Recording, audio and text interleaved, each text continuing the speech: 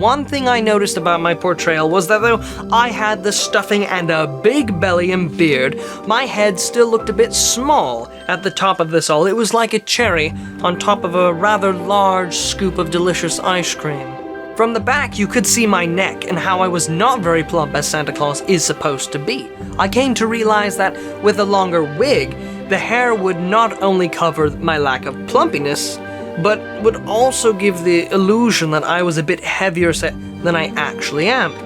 More shape back here.